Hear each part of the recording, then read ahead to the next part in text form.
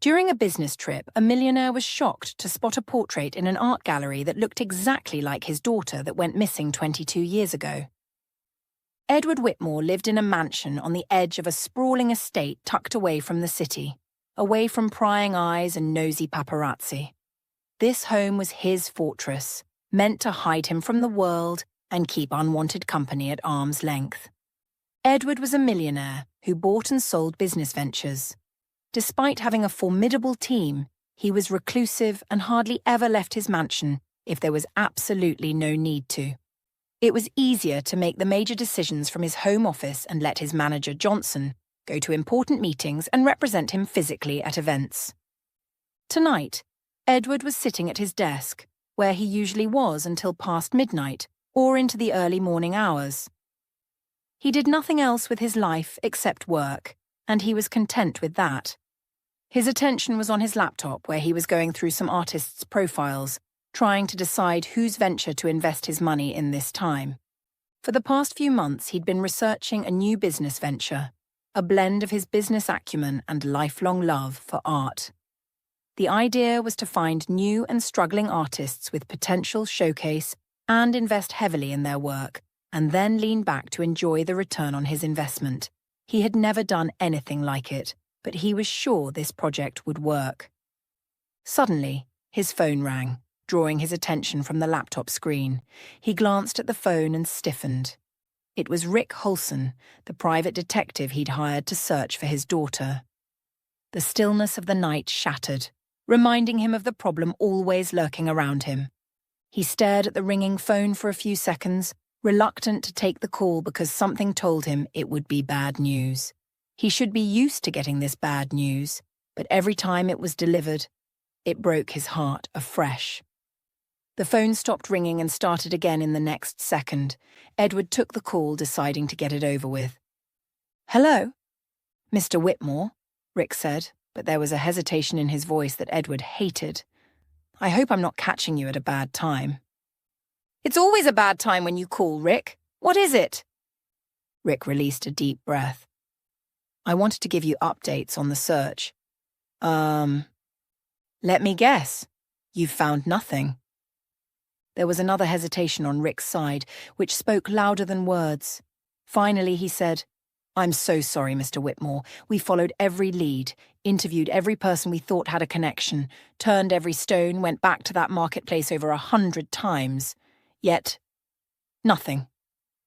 Edward said nothing, although his heart was heavy with words unsaid for over 2 decades. The phone hung in his hand, but he felt weak and disoriented. "Mr. Whitmore," Rick's voice was placating, "there's nothing new. No fresh leads, nothing. It's been 22 years, sir. The trail has gone cold." Edward shut his eyes, his fingers tightening around the phone. Rick was right, but the truth felt like a physical blow to his chest.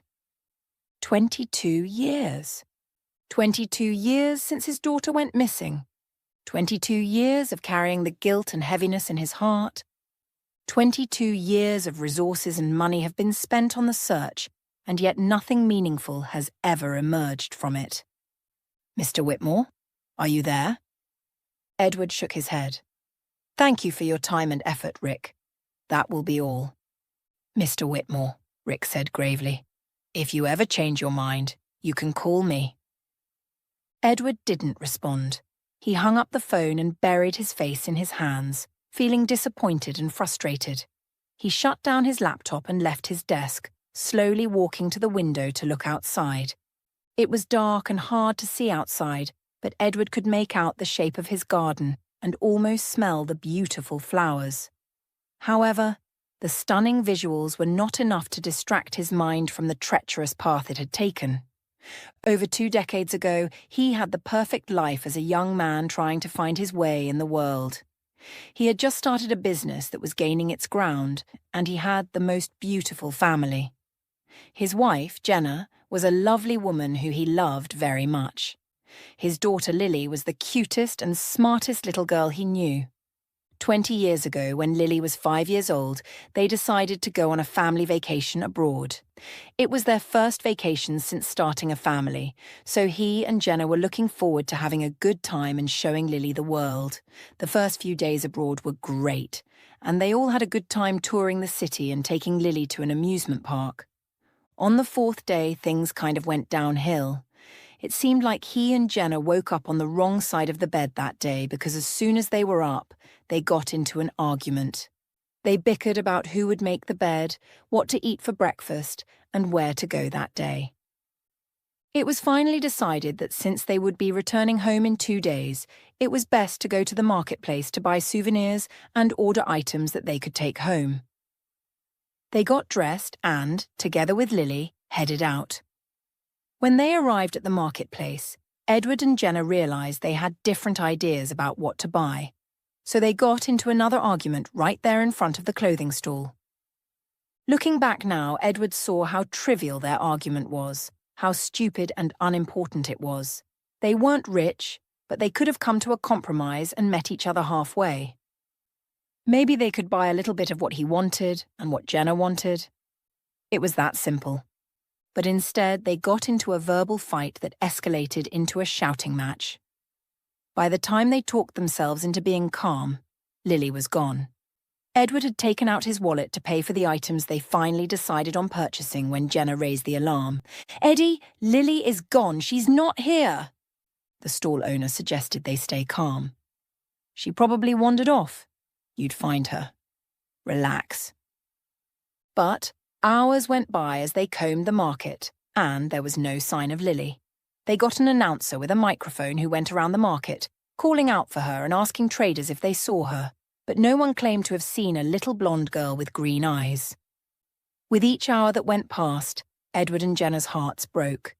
Over the next few days, they started a massive search operation involving local authorities and freelance private investigators. But everything proved futile. No one found Lily. Eventually, the couple ran out of money and had to return to their country. When they returned, Edward threw himself into work, and as he made more money, he funded private investigators so they could continue looking for Lily. Every month, he paid hundreds of thousands of dollars so the search could continue. This case became a media sensation, and it was on every news channel and outlet, as everyone was interested in how she disappeared so suddenly. As for Edward and Jenna, things never remained the same. Jenna became a shadow of herself. She cried herself to sleep every night and started to lose weight because she would not sleep or eat. They never had an argument after that, but that was because they hardly spoke to each other.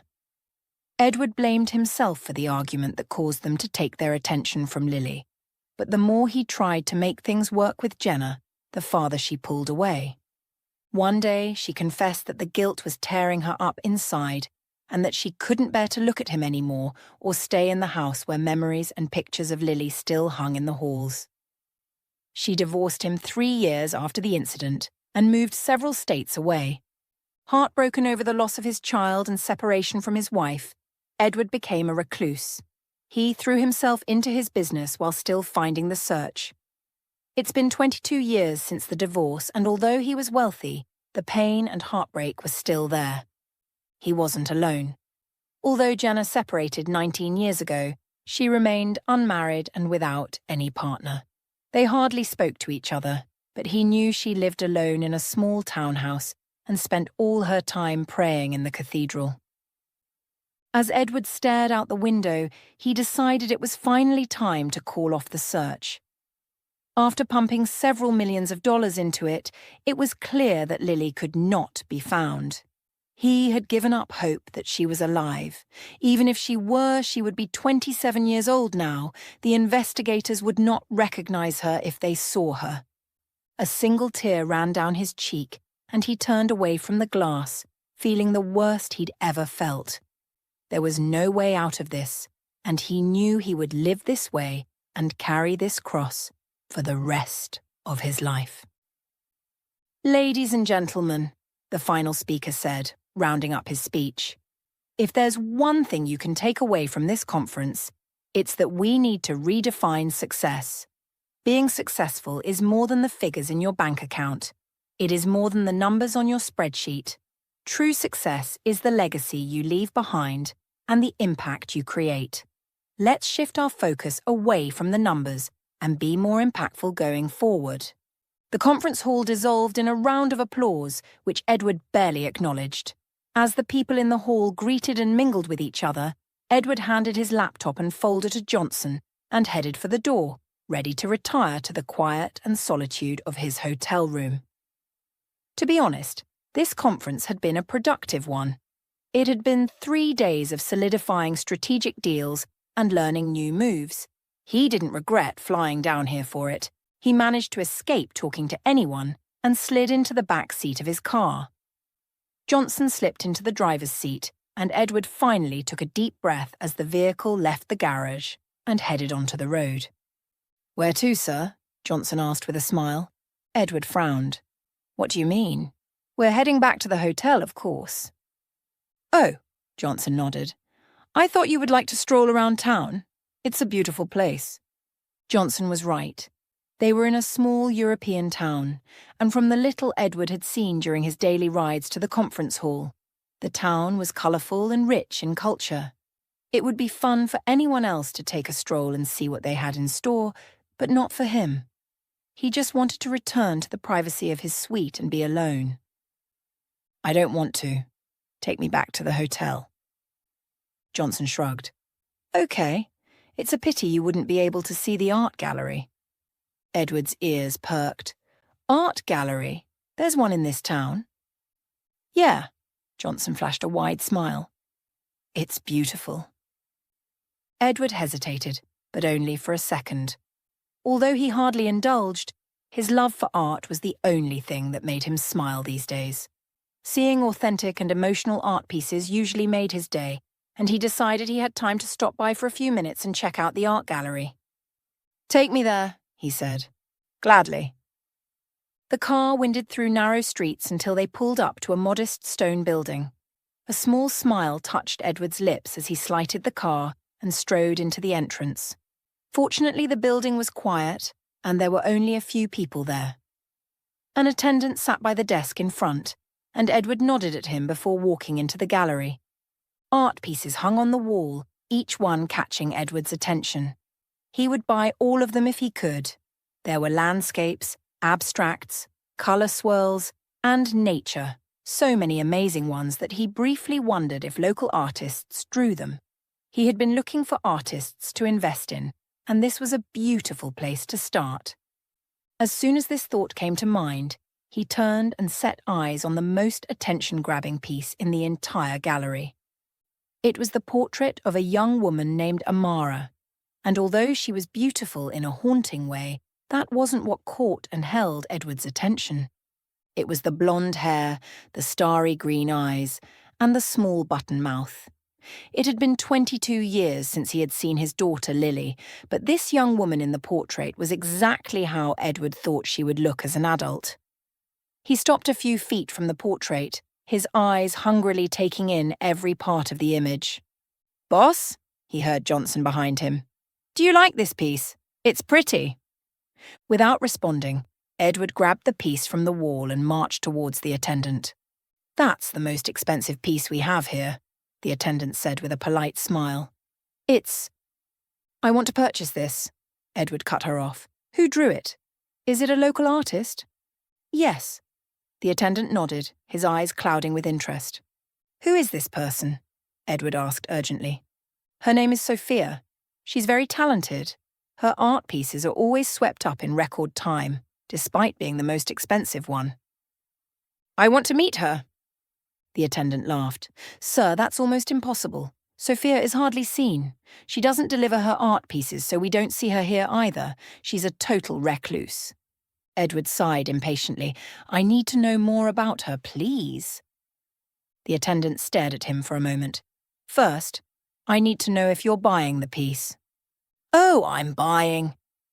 Edward took out his card and immediately made payment for the art piece, making sure to add a generous tip for the attendant. This helped loosen his mouth. "You can ask one of the tour guides in town," he said. Sophia is a sensation amongst tourists because of her art and how rare it was to see her. The guides know a few things about her. Okay, how do I contact one of them? The attendant sighed again and scribbled a number on paper. His name is Juan. Call him. He might be able to help. As they headed towards Juan a few minutes later, Johnson had a lot of questions, but Edward stayed quiet. Johnson knew about his missing daughter, but wasn't aware that Edward was still on the search for her. It had been 22 years and everyone thought he had given up. Shortly before coming for this conference, Edward had decided to give up. But right now, staring at that portrait, he had to meet the artist. He had to. Deep down, he knew that this might be another disappointment. The girl in the portrait bore a resemblance to Lily, but it could be a pure coincidence. But Edward would rather face the disappointment than not try. Juan was sitting at his office desk when they arrived, and he welcomed them politely. "Are you Edward?" he asked. "The man who called me a few minutes ago?" "Yes, I am." "Oh, welcome, welcome. Please sit down." Juan directed them to the seats across his desk. "Welcome to our wonderful town. Do you have any specific place you would like me to take you?" He was all smiles and giggles. Edward forced a smile back. "It's about a local artist named Sophia. Do you know anything about her?" "Sophia?" Juan slowly nodded. "She's the town's most talented artist. What do you want to know?" "How can I meet her? I'd love to." Juan laughed heartily. "That's impossible, Edward. No one meets her until she lets them, and she doesn't let anyone see her. She lives in the countryside, and neighbours claimed she hasn't been out in 6 months. Edward frowned. "Why?" Juan shrugged. "Probably trauma." He leaned forward. "You know, 15 years ago, Sophia suddenly appeared in the village without recollection of her past or how she got here. People tried to help, but she was deeply fearful of people and shied away from everyone. Thanks to Manuel, an art dealer who helped discover her talent and find her voice." Edward's frown deepened. 15 years ago, Sophia just showed up. He was more than interested in her now. "Can you take me to her house?" Juan rolled his eyes. "Haven't you been listening to me? It's a total waste of time. Look, I have a list of other places we could go. There's the waterfall in—" "No," Edward said firmly. "I want to see Sophia." Juan leaned back in his chair and shook his head. "I'm sorry, I can't help you. Maybe find another tour guide." "You sure?" Edward took a wad of bills from his wallet and dropped it on the table. Juan quickly picked it up and slid it into his pockets. "This isn't enough." Edward gave him more until Juan eventually agreed to take them to Sophia's house. "I'm only responsible for driving you there," he said. "I'm not responsible for getting her to see you. I'm quite sure you won't be able to convince her. Don't worry, just take me there. I'll handle the rest." As they drove towards Sophia, Edward felt his heart thudding. In the passenger seat, Juan told them more about Sophia, her philanthropic lifestyle, and her kindness to everyone lucky to meet her. The more he talked, the more desperate Edward became. They finally arrived in front of an apartment in the countryside. Since it was their car, Juan alighted it and left with a happy goodbye. Johnson turned in the driver's seat to look back at him. "Boss, why do you want to see Sophia so badly?" Edward kept the truth to himself. "Stay here," he said. "I'll try to get her audience." Before Johnson could respond, Edward left the car and walked toward the front door. He rang the bell 3 times before a feminine voice answered. "I don't know who you are. Kindly go away." Edward was taken aback before he realized there was probably a camera somewhere watching him. "Good evening, Miss Sophia," he greeted. "My name is Edward." "Go away," came the reply. Go away? He couldn't leave until he'd confirmed who she was. Desperate, he raised the Amara art piece, hoping the camera caught it. "I don't live here, Mrs. Sophia," he said. "I'm in town for a business conference and visited the art gallery. This piece called out to me and I bought it immediately." "Then why are you here? Do you want an autograph or something?" "I just need to talk to you," he answered. "I'm looking to invest in artists and want to know if you're interested in that sort of thing. You'll make a lot of money." She scoffed. "I am not looking for money." "Please," Edward begged. Let me just talk to you. I can stand outside if you want." There was a pause on the other side of the door, and, to Edward's relief, he heard footsteps. The door swung open and Sophia appeared. She looked exactly like the woman in the portrait, and to Edward's distress he almost burst into tears. Seeing her up close, the resemblance to his Lily was even more stark. "Is that your driver parked outside?" Sophia asked. "Yes." "You both come in. You have 15 minutes to make your pitch and leave." Edward went into the house with Johnson, and Sophia sat them at a mahogany dining table before serving them tea. "Thanks for buying my art piece," she said with a kind smile. "You've spent a whole lot of money." "It's worth it," Edward said. He wanted to launch into a tirade about his missing daughter, but he forced himself to stay calm and drink his tea. "So, what's the business you have for me?" Sophia asked. "If it's profitable enough, I might be able to use the money to help the village's orphaned kids. That's the only reason you're in my home right now." "I appreciate it." Edward leaned forward. "But please, can we talk in private?" Sophia arched her brows, her gaze shifting between him and Johnson. She's silent for a while before rising from the table. "Come with me." She took Edward into her studio, and for a moment he was distracted by several easels around the place with different images on them. "You have 10 minutes, Sophia said. Edward turned to her, deciding to come clean. Sophia's presence filled him with a deep sense of calm. Not only did she look like Lily, but he felt a strong connection to her, even though she was staring at him like he was a crazy old man. "Miss Sophia, I lied." "What?" She frowned.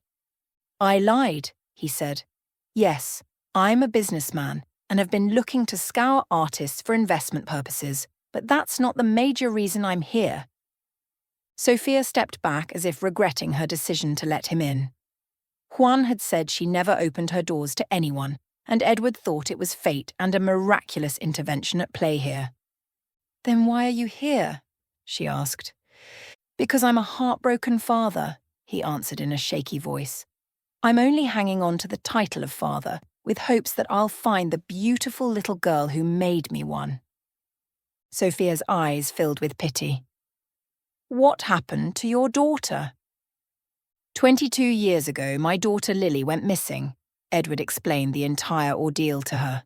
"I've been looking everywhere for Lily. It's been 22 years and I've got no luck." "Oh, I'm so sorry," Sophia cried. "That must have been so heartbreaking for you and your ex-wife." "Yes." "But what has that got to do with me?" she asked, genuinely concerned. "How can I help?" Edward smiled. "When I walked into the art gallery and saw your piece, I was immediately drawn to it." "Why?" "It looked exactly like my missing daughter," Edward answered. "You, Sophia, look exactly like my missing daughter." "What?" She staggered back. "That can't be. Your daughter got lost when she was 5 years old. You can't possibly know what she'd look like." "That's what you'd think," Edward said. "But she was my daughter. I know how she'd look now." He whipped out his phone and scrolled through the photos, eventually finding images of Lily. He looked at these pictures at least once every day. "Here's a picture of Lily." Sophia took the phone, and when she saw the picture, she blanched. No, this can't be true." She set the device on the table and hurried out of the studio. Edward waited for a moment, fighting to regain his composure because he thought Sophia had left him. He was about to go after her when she hurried back into the room, holding a few pictures. "This is me at 10 years old. This is me at 12. This is me at 15. She handed the pictures to Edward, and he sifted through them. Sophia, as a younger girl, was a split copy of Lily. To a random person, they would probably think Lily was the same girl in Sophia's pictures. Everything felt like a dream, and Edward was too scared and heartbroken to hope fully. But he didn't want to let go either. "Do you have parents?" he asked Sophia. She turned away from him, her eyes troubled and full of questions. "I don't know. I have no recollection of my life until age 15 when I arrived in this town. I don't know my real name or who I was before then. I just had a few belongings and no memories. These pictures were part of the belongings I had with me." She faced Edward again. "I'm sorry, but I don't think I'm your missing daughter." I only came here 15 years ago, but your daughter has been missing for 22. It's not me, Mr. Edward. I'm sorry. Edward rushed forward.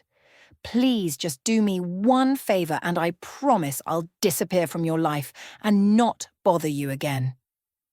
I'm not in any position to do you favors. Sophia took a step back, shaking her head. Please, I promise I'll donate money to your charity. Whatever you want me to do. Sophia pursed her lips. What is this favor you want? Please, let's do a DNA test, Edward begged. He knew how weird it sounded to ask a stranger this, but he was desperate and needed closure. I swear I'll never bother you again if the result is negative. I just need this closure. Please. This is the only lead I've got in 22 years. I want to find my baby girl. The tears he had been holding fell down his face, which seemed to convince Sophia. Okay, I'll do it, she said. And you'll never bother me again after this. I promise. That evening, Edward made an appointment with a doctor for the next day, and it was concluded that Johnson would pick Sophia up the next morning and drive her to the hospital in secrecy. As they drove back to his hotel, Edward cried like a baby in the back seat. He was never one to show emotion when others were around, but this time he couldn't help himself. If he could, he would sleep at Sophia's door. He hated that he was leaving her, but there was no assurance that she was his daughter yet, so he didn't want to do too much. At the hotel, he almost called Jenna. He hadn't talked to her in months, and tonight he missed her so much.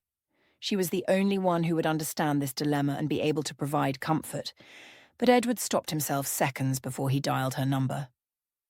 It would be unfair for him to tell her about Sophia and then dash her hopes when the results came in, and Sophia wasn't their daughter. He decided to wait until the result was out. If Sophia weren't their daughter, he would not bother to call Jenna. The next day, Sophia met him at the hospital and the DNA test was performed in an hour. The doctor said the results would be ready in a week. After the test, Sophia wanted to go home immediately. Edward wished he could treat her to breakfast, but she was eager to leave, so he let her. As much as he wanted to spend time with her, Edward knew he had to slow down. He didn't want to put pressure on her, nor did he want to keep his hopes and end up disappointed. For the entire week they waited for the result, and Edward felt more impatient. He contacted Sophia once to donate to her charity, but she told him not to worry about it, so he didn't contact her again. On the day Edward got the result, Sophia wanted him to come to her house to open it. He held the file in one hand and drove with the other, his heart heavy. He knew that whatever the result was, whether positive or negative, would change his life forever. Johnson had already returned home to manage the business, so he was all alone, which he preferred. When he reached Sophia's house, she served him tea again, and they both drank silently before deciding it was time to open the document. Edward slid it over to Sophia and nodded. Open it. She didn't object. Slowly, she ripped the seal off and took out the result, her gaze scanning the page. He saw the answer in her eyes even before the paper fell from her hands in shock. Her green eyes widened like giant saucers in her round face, and she looked up at him like she saw him for the first time. What does it say? He asked, but when she wouldn't speak, he grabbed the document. He had never read faster than he did at that moment. When he got to the last paragraph, his world stopped. Sophia was his daughter. He released a deep breath and another until he realized he was sobbing. Tears fell down his face so hard they made wet stains on his shirt. When he looked up through tear-stained eyes, he saw that Sophia was crying as well. He saw the 5-year-old little girl who wandered away from her parents, and his heart hurt even more, knowing she probably suffered and waited for her parents to find her. I'm sorry, he breathed, taking Sophia's hands. I failed you. I'm sorry. I tried, but it wasn't enough. It was like you fell off the face of the earth. I think I was kidnapped, Sophia cried, her face wet with tears. I've never told anyone this, but any time I try to remember my past, all I see are visions of a man in the shadows and me in a dark room. I think I was in that dark room for a long time. Is there anything else you remember? He squeezed her hands, gently offering comfort. Not really, she said. Except when I came to this village, no one would talk to me except Manuel. I was surprised he took me in. He also helped me polish my skills. He was my only friend. Ed would remember Juan had said Manuel was an art dealer who helped Sophia. Was. Where is he now? He became very controlling, and I rebelled. We eventually went our separate ways, but I'm still grateful for him. Edward left his chair and crouched before Sophia. He wanted so badly to hug her and promise he would never take his eyes off her again, but he didn't want to spook her. I promise we'll find out everything that happened to you, he said. Please give me the chance to be your father again. I'm sorry I lost you the first time, but I've never stopped looking. Please allow me to show you how much you mean to me. Over the next few days, Edward and Sophia spent all their time together. He badly wanted to call Jenna and tell her everything, but he had a better idea. For 1 week, Edward put his phone away and spent his days telling Sophia about her childhood and how much the family loved her. Sometimes he would see the awe in her eyes as she listened to him. At other times, he would see the deep sadness she felt over a past she didn't remember. After a few days of trying to catch up with Sophia, he called Rick Holson. This time, he needed Rick to help him figure out what happened to Sophia. Rick was very happy to learn Edward had found his daughter and offered to do the investigative search for a fraction of the price. Edward and Sophia told him everything she remembered and even mentioned Manuel. Rick promised to do his best. It wasn't easy getting to know Sophia. It was obvious that Sophia was no longer a little girl. She was an adult, and he had no idea who she was. She loved to paint, but she also loved to read and dance. The most shocking was that she had an adopted daughter whose name was Danny. She was 5 years old. Danny immediately got along with Edward, and he was elated that not only was he a father, but he was also a grandfather. After a week together, Edward proposed flying out of the country to see Jenna. Sophia was a little nervous to meet her mother, but Edward assured her that Jenna went to the cathedral every day to pray for her daughter's return and that she would be happy to see Sophia alive and well. A few days later, Edward got on a private plane with Sophia and Danny and headed to Jenna. Edward didn't tell her they were coming. He had always kept tabs on Jenna, so he knew where she lived and her daily routine. When they arrived in front of her house that afternoon, Edward knew she would be home. "Stay here," he said to Sophia excitedly. "I'll go and get her." Sophia bit her lips worriedly. "Are you sure about this? I think we should have called her. You said you haven't seen her in 19 years. What if she—" Edward touched her arm gently. "Don't worry. It's all right." When Sophia nodded, Edward shut the car door and strode toward the front door. He appeared calm and comforting to Sophia, but the truth was he was anxious. Jenna had walked out of his life when he was 33 years old. She was 30, now he was 52. He didn't know how he would react when he saw Jenna again. All he knew was that he really wanted to see her. Maybe it was selfish, but part of why he chose to come here himself was so he could see her again in person. She never posted her photos online, nor did she leave any trail. He didn't even know what she would look like. When the door opened after he rang the doorbell, Edward lost his breath. Jenna has hardly changed. She had always been a beautiful woman, and age only seasoned her beauty and made her look more gorgeous. He wanted to hold her and tell her everything was all right, but were things ever that simple? "Eddie?" she gasped, her eyes widening. In 19 years, no one had ever called him Eddie. "Jen." "Oh." She stepped out the door, staring at him like an alien. "What are you doing here?" she asked. "What? How do you know where I stay?" "I brought you a gift." She frowned. "Eddie, don't say anything. Just come with me." She wrapped her arms around herself and followed him back to the car. As they neared, Edward's heart thumped in his chest. Was this a dream?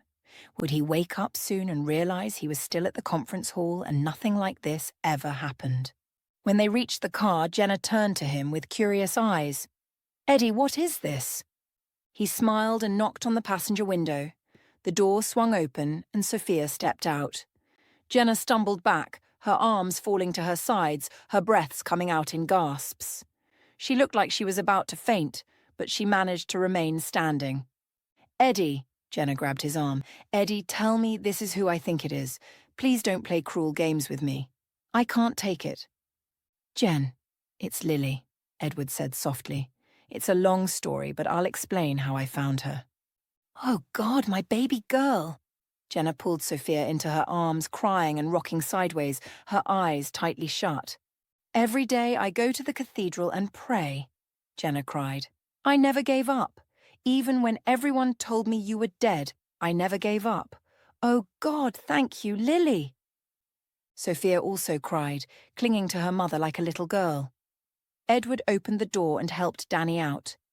"This is my daughter," Sophia said, and Jenna teared up again at being a grandmother. They all went into the house, and Edward explained everything to Jenna and how miraculous it was that he found Sophia how he did. He almost didn't go to the art gallery. He owed Johnson a promotion for bringing up the art gallery. Sophia warmed up to Jenna quickly, and they decided to stay with her for a few days. Sophia could not get accustomed to being called Lily, so she made Edward and Jenna call her Amara, which was her new identity. The following day, Sophia grew agitated over a memory she wanted to paint. She had been having strange dreams of a place she didn't know and could only express it through art. She made Jenna and Edward go out to get her painting supplies. During this trip, Edward confirmed that Jenna had never dated anyone since their separation 19 years ago. It would have been impossible to believe if it wasn't a feat he also did. Since Jenna, he had never even looked at another woman, let alone dated them. When they returned with the painting supplies, Sophia spent all day drawing on the veranda, only taking a break when Jenna forced her into the house to have some food. She finished the painting the next morning, and when she showed it to them, Edward and Jenna cried so hard. It was the marketplace where Lily went missing. Being with her parents was triggering some memories for Sophia, and they believed that she would get it all back with time. Before the end of that day, Rick called back with news that Manuel had been arrested. Apparently, Manuel used to be part of a trafficking ring that got shut down by the government around the same time Sophia appeared in the village. Upon further investigation, they discovered that Manuel was part of the team that kidnapped Lily. He knew about her talent, so when the ring shut down, he exploited her for money. Lily couldn't remember anything because those 10 years were traumatic, and her brain shut down those memories to keep the pain away. When they heard this, the family was thrown into another heartbreak. Jenna wouldn't stop crying and holding Sophia while promising that she would never let her go again. For Edward, he realized that he was finally happy. The weight on his shoulders was gone, and he could finally laugh. A year later, his mansion hummed with life. Gone was the loneliness and sadness that had previously covered the entire space. For the past year, Edward has lived here with Jenna, Sophia, and Danny. There was always laughter in the halls, music and shouts. He loved it. Edward was standing before the mirror, adjusting the cuffs of his jacket, when the door opened and Jenna peeked in. "Ready to leave?" she asked. "I just left Danny with the nanny. She's made it clear that she's having a tea party with the nanny tonight and is only giving us an hour to be back." Edward laughed. At 6 years old, Danny was their boss. Not the other way around. Edward would not have it any other way. "Then we better now delay," he said. "Let's go." He and Jenna left the house and headed for the garage, where their car was waiting. He helped her into the passenger seat and got into the driver's side. For 1 year, he and Jenna had lived like friends. She had never brought up coming back to him, but he had been considering it. He loved her, and he could tell that she loved him too. Their daughter was back, and they were happy. Edward was tempted to tell her right now that he wanted her back as his wife, but he refrained. They were heading to Sophia's first art exhibition, so tonight was about Sophia, not them. For 1 year, Sophia had worked very hard, combining art with her charity work. He was very proud of her and could not wait to buy a few art pieces tonight. "Eddie," Jenna called as they neared the destination. "Hmm? I can't believe this is our life," she said. "I'm so grateful for everything, and I'm so proud of Sophia. I might cry." "Don't get sentimental on me, Jen," he laughed lightly. "You know I'm not as strong as I claim to be." Jenna laughed, and he joined her. The gallery was alive with gentle conversation and the soft hum of classical music. The walls were adorned with sophisticated art pieces. Each one told a story. Sophia, their previous daughter, was at the other end of the room, talking animatedly to a group of men in suits. She did say she would be hosting some influential investors tonight, and Edward hoped things turned out well. He was rich enough to support her financially, but he recognized and respected her need for independence. He was happy she knew he would always pick her up whenever she needed assistance. "Eddie, look!" Jenna grabbed his arm, directing his attention to a portrait on the far left. A group of people were gathered in front of it for good reason. It was a portrait of Sophia, but this one didn't look as haunting as the portrait that led him to her over a year ago. In this portrait, she looked happier and healthier. Edward's heart swelled with joy. Upon getting closer, he noted that Sophia had named it Amara and Lily. He turned to Jenna, only to see her staring at him. His heart filled with love, and he silently thanked the universe for giving him a second chance at happiness. "We should buy it," Edward said softly, still staring at Jenna. She nodded and took his hand, entwining their fingers. "Eddie, I'm sorry I left," she said to his shock. It was the first time they were ever talking about it. "I was too riddled with guilt. I kept blaming myself for our argument that day, and I couldn't forgive myself. That's why I left. I loved being your wife, Eddie, and I thank you for never giving up on our daughter." Edward seized this chance to tell her what he really wanted. "If you loved being my wife, how about we do it again?" Jenna's eyes filled with tears and she launched into his arms. "I'd love to, Eddie. I'd really love to." Finally, they heard a familiar voice beside them and pulled away to see Sophia standing a few feet away looking proud. "I've been waiting for one of you to make the first move. I'm so glad this is happening." Jenna laughed and pulled her into a family hug. "I'm so proud of you, Sophia. You are an inspiration to us all." "No, I thank you both," Sophia said, "for never stopping. 22 years and you continued to look for me. You've taught me what love is, and your love has saved me. I love you both so much, Mom and Dad." Edward felt tears sting his eyes, but instead of crying, he held on tight to his wife and daughter. Life may have dealt him lemons in the past, but it was sweet now, and he would take each day as it came.